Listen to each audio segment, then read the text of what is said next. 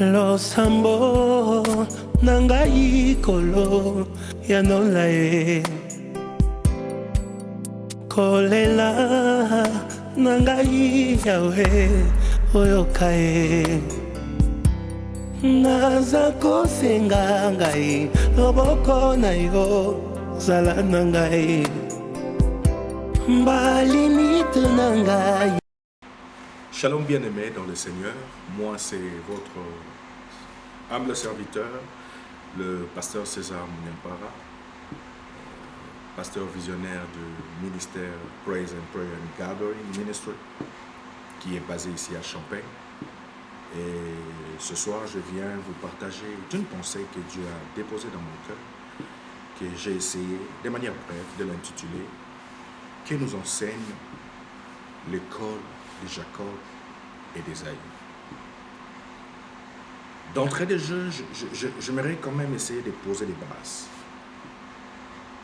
Pourquoi le thème? Pourquoi Jacob et Ésaü? J'aimerais vous renvoyer dans le livre de Genèse, chapitre 25, dans ces différents versets, le verset 29 jusqu'au verset 34. Et lorsque vous lirez cela, je vous épargne de la lecture, vous verrez qu'on nous parle d'une histoire de deux enfants, d'une même famille, qui étaient en train de discourir. Et lorsque j'ai lu ce passage, mon cœur était tellement triste. Et Dieu a essayé de me brosser un peu un tableau sombre de la société que nous avons. Je me suis rendu compte que Dieu, dans sa souveraineté, a les soucis de faire avancer son royaume.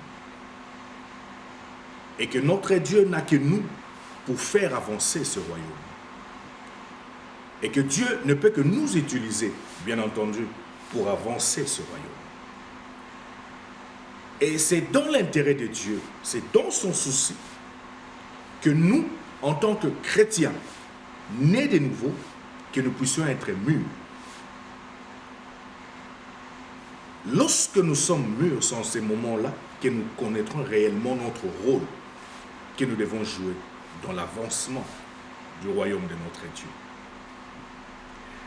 Bien-aimés dans le Seigneur, je suis en train de parler de gens, de chrétiens, ceux-là, qui lorsqu'ils sont conscients de leur maturité, ils seront à même, non pas seulement de venir à l'église, mais en sortant de l'église, puissent impacter sa génération. Et c'est ces gens-là que Dieu a besoin. Mais malheureusement pour nous, c'est que nous assistons dans notre société, ce n'est que le contraire de cela.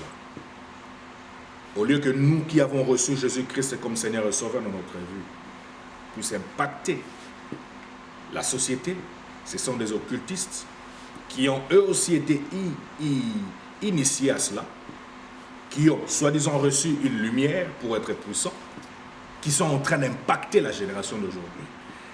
Eux, ils ont reçu une contrefaçon de la puissance, mais nous qui avons reçu Christ, la Bible dit, vous recevrez un esprit, et vous recevrez une puissance et le Saint-Esprit surviendra sur vous. Nous avons une puissance originale, nous avons Dieu avec nous, mais qu'est-ce qui fait que nous soyons incapables d'impacter la société? Au contraire, actuellement, nous voyons des présidents occultistes, nous voyons des commerçants occultistes qui sont en train de prospérer, alors que nous, en tant qu'enfants de Dieu, nous n'avons aucun impact sur notre société. Et c'est de là qu'est partie ma petite réflexion lorsque je me suis mis à lire ce petit passage. Et voilà ce que Dieu m'a dit à propos de ces différentes écoles. D'entrée de jeu, j'aimerais vous dire que la maturité ne se résume pas au niveau de l'âge. L'âge n'est qu'un état d'esprit. Et que si vous avez l'impression d'avancer dans vos projets et que vous n'êtes pas mûr, j'aimerais déjà te décourager et te rassurer que ce projet-là ne pourra qu'accoucher d'un avortement. Voilà pourquoi il serait vraiment important comme dit la Bible, tant que l'héritier est toujours enfant, il n'est rien de différent d'un esclave. Lorsque nous essayons d'analyser ces deux écoles de Jacob et d'Ésaü, vous verrez une chose. Du point de vue réactionnel, que Jacob était beaucoup plus sensible par rapport à son frère Saül. Jacob, du point de vue réactionnel, était capable de vendre son présent pour gagner son futur. Remarquez une chose, que les immatures sont ceux-là qui préfèrent vendre leur futur pour gagner leur présent. Regardez la réaction d'Ésaü lorsqu'il a parlé à son frère Jacob. Écoutez ce que la Bible dit. Qu'est-ce cela? À quoi ça sert mon droit d'aînesse? Si je mourais aujourd'hui, à quoi ça sert mon droit d'aînesse? Ésaü pensait que le physique, le matériel, était beaucoup plus important que le spirituel. Alors que son frère savait que le physique, le matériel, n'était que la conséquence du spirituel. Voilà pourquoi la Bible dit, cherchez d'abord le royaume de Dieu, et le reste vous sera donné par-dessus. Ésaü, un autre point, était incapable de gérer la crise. Bien-aimés dans le Seigneur, beaucoup d'hommes de Dieu ont vendu leur autorité. Ils ont vendu leur autorité spirituelle. Ils ont vendu leur obédience à cause de la crise. Ils étaient incapables de gérer la crise. J'aimerais déjà rassurer et vraiment m'adresser aux enfants de Dieu que tout peut arriver dans la vie. Lorsque dans ta vie, il arrive que tu perds tout, je te prie et je t'en supplie, garde le cap.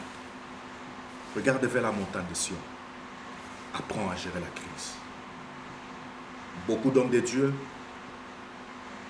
ont fait des courbettes auprès des ministres occultistes, auprès des présidents occultistes, à cause de la crise, à cause de la pauvreté. Voilà pourquoi notre bien-aimé Ésaü n'a pas su gérer la crise. Il a vendu son droit d'aînesse auprès de ses frères, Jacob. Du point de vue fonctionnel, vous remarquerez aussi une seule chose. Jacob était un berger et son frère c'était un chasseur. C'est la Bible qui l'a dit. Et la chasse, si vous le savez bien, apporte rapidement de choses et apporte beaucoup plus de succès. La chasse paye vite. La chasse vous permet de gagner maintenant et tout de suite. La chasse vous permet de ne pas se soucier du lendemain. Parce que vous savez, même si je tue aujourd'hui un bétail, je tue aujourd'hui un gibier, demain encore, je ferai encore la chasse. Mais remarquez que la chasse a toujours été aléatoire. La chasse ne dépend que de facteurs chance. Voilà pourquoi, lorsque son père Isaac a eu faim, il lui a demandé de lui faire un gibier, il est allé à la chasse, il a pris beaucoup de temps.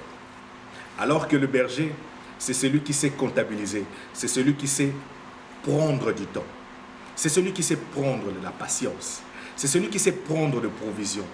Lorsque le père Isaac a envoyé Ésaü aller chercher du gibier, Ésaü a mis du temps.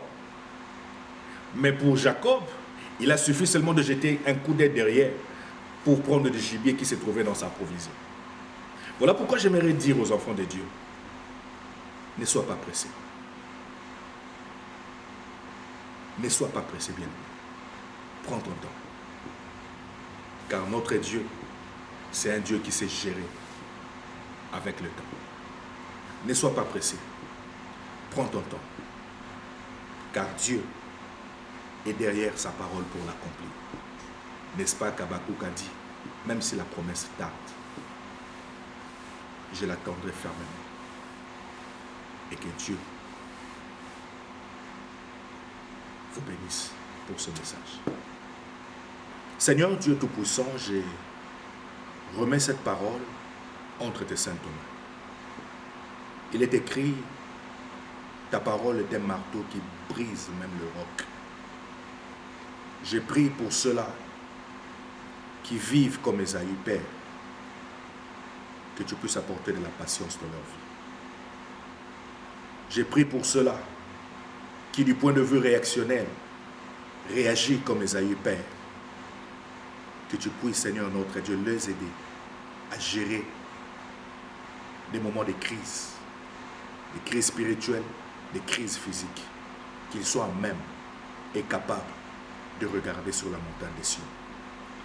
Je prie, Seigneur notre Dieu, pour ceux-là qui pensent que la vie, que c'est gagner vite et c'est d'aller rapidement. Seigneur, donne-leur la patience, donne-leur la douceur dans leur cœur, afin qu'en eux, que la gloire, l'impact soit matériel et physique dans leur vie. Au nom de Jésus-Christ. Amen.